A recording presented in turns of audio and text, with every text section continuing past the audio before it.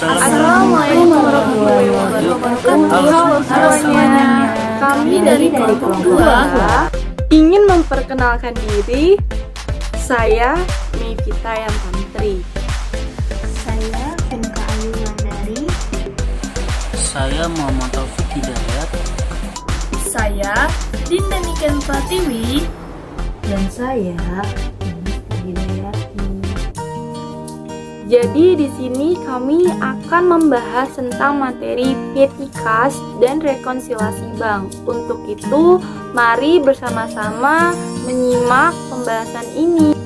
Petty cash bisa kita artikan sebagai kas kecil.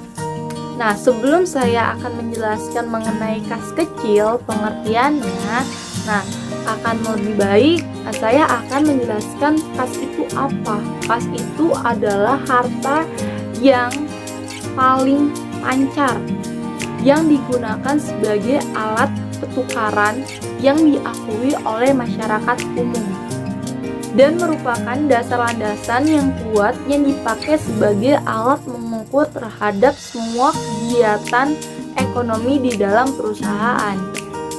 Aset lancar terdiri dari yang pertama kas, yang kedua setara kas. Dan yang tidak termasuk kas itu seperti piutang, asuransi dibayar di muka, sewa dibayar di muka, perlengkapan, dan lain sebagainya. Kas kecil, uang tunai yang disediakan untuk pembayaran yang relatif kecil dan tidak praktis jika digunakan menggunakan cek. Jadi, dalam hubungannya dengan dana kas kecil terdapat dua metode yang akan dijelaskan oleh Dinda Niken. Jadi, dalam hubungannya dengan dana di kas kecil terdapat dua metode. Yang pertama, sistem impres atau impress fund system. Jumlah dalam rekening kas kecil selalu tetap, yaitu sebesar cek yang diserahkan kepada kasir kas kecil untuk membentuk dana kas kecil. Apabila jumlah kas kecil tinggal sedikit dan juga pada akhir periode, kasir kas kecil akan minta pengisian kembali kas kecilnya sebesar jumlah yang sudah dibayar dari kas kecil, sehingga jumlah uang dalam kas kecil kembali seperti semula. Pengeluaran-pengeluaran kas kecil baru dicatat pada saat pengisian kembali. Yang kedua, ada sistem fluktuasi atau fluctuating fund system. Pembentukan dana kas kecil dilakukan dengan cara yang sama seperti pada sistem impres. Perbedaannya dengan sistem impres adalah bahwa dalam metode fluktuasi, saldo rekening kas kecil tidak tetap, tetapi berfluktuasi sesuai dengan jumlah pengisian kembali dan pengeluaran-pengeluaran dari dana kas kecil. Pencatatan langsung dilakukan setiap terjadinya pengeluaran-pengeluaran dari dana kas kecil. Pentingnya pengendalian kas terbagi menjadi 4. Yang pertama, perencanaan arus kas. Yang kedua, pengendalian penerimaan dan pengeluaran kas. Yang ketiga, pengendalian kas melalui kas kecil. Yang keempat, rekonsiliasi bank. Lalu di sini ada contoh soal dari petty cash. Silahkan teman-teman pause untuk dibaca terlebih dahulu. Lalu kita akan memulai untuk melakukan pencatatan pada tanggal 1 Oktober di Impres terdapat kas kecil terhadap kas sebesar 1.500.000 dan fluktuasinya kas kecil terhadap kas sebesar 1.500.000. Pada tanggal 4 terdapat membeli materai dan perangko sebesar 225.000, itu masuknya ke dalam fluktuasi, yaitu beban materai terhadap kas kecil sebesar 225.000. Lalu pada tanggal 10 terdapat membayar beban perbaikan kendaraan sebesar 600.000, masuknya ke fluktuasi beban perbaikan kendaraan terhadap kas kecil sebesar 600.000.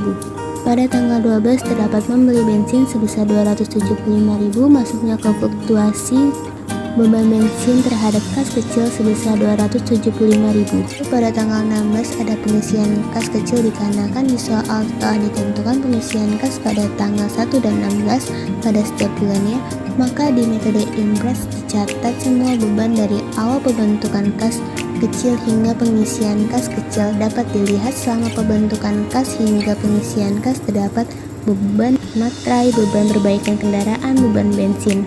Lalu semua beban itu dijumlah, lalu hasilnya adalah 1.100.000. Fluktuasinya terdapat kas kecil terhadap kas sebesar 1.500.000.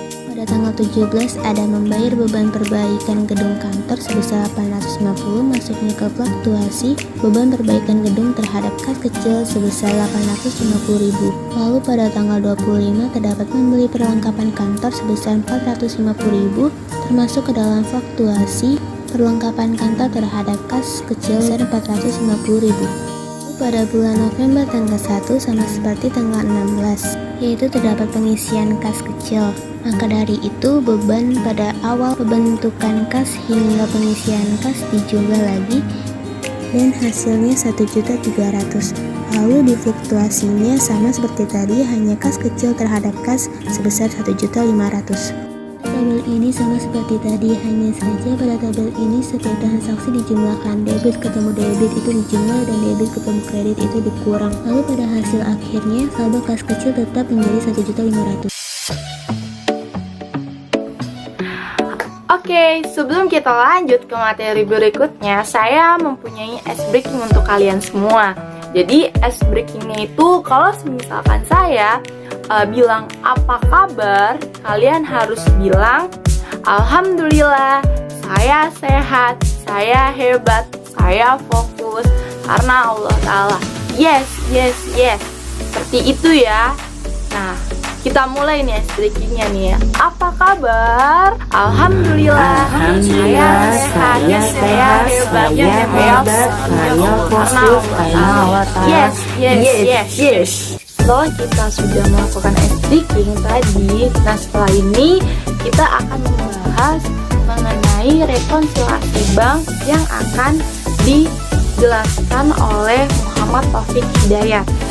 Rekonsiliasi bank adalah kegiatan pengecekan atas kecocokan data catatan kas di perusahaan dengan data catatan rekening koran di bank. Hal-hal yang menimbulkan perbedaan catatan kas di suatu perusahaan dengan catatan rekening koran di bank yaitu pertama ada cash in transit, yang kedua ada blank check, yang ketiga ada penagihan oleh bank atau disebut dengan inkaso, yang keempat ada outstanding check, yang kelima ada pendapatan dan pembebasan biaya dari bank, keenam ada kesalahan pencatatan. Jadi totalnya ada 6. Lalu di sini ada contoh soal dari rekonsiliasi bank. Sebelum kita memulai pencatatan, kita akan membagi antara saldo kas menurut bank dan saldo kas menurut perusahaan. Lalu pada setiap saldo kas tersebut kita bagi lagi menjadi dua kelompok, yaitu kelompok bertambah dan berkurang. Pada kasus pertama, setoran kas ke bank pada tanggal 31 Januari 2012 sore sebesar 15.200.000 belum dicatat oleh bank. Ini termasuk kasus cash in transit yang biasa terjadi di akhir bulan. Sudah dicatat oleh perusahaan namun belum dicatat oleh bank dan akan dicatat pada bulan selanjutnya. Maka dari itu kita masukkan ke kolom ditambah saldo kas menurut bank sebesar 15.200.000. Pada kasus kedua, tagihan PT Doremi kepada PT KRI sebesar 9.600.000 yang dilakukan DDA telah berhasil dan PT Doremi belum mengetahuinya. Ini dinamakan piutang nasabah, di mana dana nasabah akan berkurang secara otomatis pada jatuh tempo dan telah disepakati oleh nasabah dengan jumlah nominal yang telah disepakati juga. Pada kasus ini dicatat di kas perusahaan kelompok ditambah sebagai penagihan piutang oleh bank sebesar Rp9.600.000. Pada kasus ketiga, pendapatan bunga bank sebesar Rp1.200.000 belum dicatat oleh PT Doremi. Ini termasuk ke dalam pendapatan biaya dari bank dan dicatat di kas dalam perusahaan ditambah dengan catatan pendapatan bunga bank sebesar Rp1.200.000. Lalu yang keempat ada beban administrasi bank sebesar 300.000 dan belum dicatat oleh PT Doremi. Ini termasuk ke dalam kas perusahaan kelompok dikurangi dicatat sebagai beban administrasi bank sebesar Rp300.000. Lalu cek yang diterima PT Doremi pada tanggal 25 Januari yang lalu dari PT Digno sebesar 4 juta ternyata tidak ada dananya. Hal ini dinamakan cek kosong, di mana cek tersebut tidak bisa dicairkan karena kurangnya dana.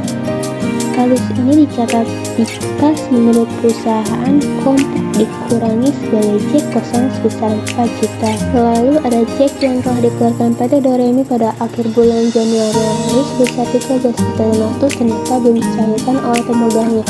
Kasus ini dinamakan outstanding check, di mana cek sudah keluar dan sudah dicatat oleh perusahaan namun belum dicairkan. Ini biasanya terjadi karena yang memegang cek sedang dalam perjalanan menuju bank. Maka dengan kasus ini dicatat di kas menurut bank kelompok dikurangi sebagai cek dalam perjalanan atau outstanding cek sebesar 13.600.000. Lalu ada cek sebesar 7.500.000 yang diterima PT Doremi dari PT Mifasol sebagai pembayaran hutang pada bulan Januari yang lalu, dicatat oleh akuntan PT Doremi sebesar 2.500.000. Jadi dinamakan kasus human error atau kesalahan akuntan. Karena ini cek yang diterima, maka masuk ke dalam saldo kas menurut perusahaan yang ditambah dengan catatan kesalahan pencatatan sebesar 5 juta. Lalu yang terakhir cek sebesar 3.500.000 yang dikeluarkan PT Doremi pada pertengahan bulan Januari lalu untuk membayar beban perbaikan kendaraan oleh akuntan perusahaan dicatat sebesar 2.500.000. Ini juga dinamakan human error atau kesalahan akuntan.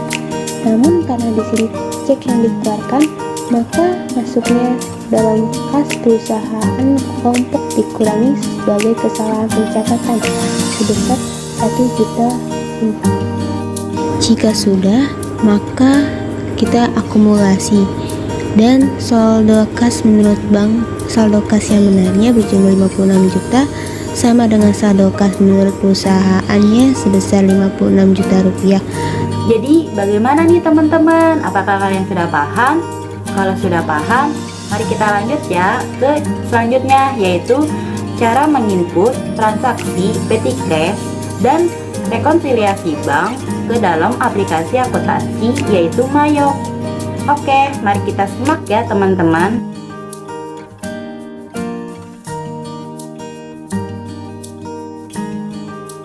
Sebelum kita mulai, pastikan kalian udah menginput nama-nama akunnya ke akun list. Oke, jadi langkah yang pertama yaitu klik banking, lalu spend money. Setelah itu isi pay from account dengan cash in bank, lalu isi check your number, date, dan amount sesuai dengan dokumen nomor 27. Kemudian isi memo dengan pengisian dana kas kecil, lalu isi nomor akun dan amount dengan yang pertama telepon water and expense Rp1.300.000, kedua star supplies 700.000, yang ketiga maintenance and repair expense Rp875.000, dan yang terakhir advertising expense yaitu Rp825.000. Maka jika dilihat di receipt transaction, maka hasilnya seperti ini. Lalu klik OK, setelah itu record. Maka pencatatan transaksi petty cash terinput.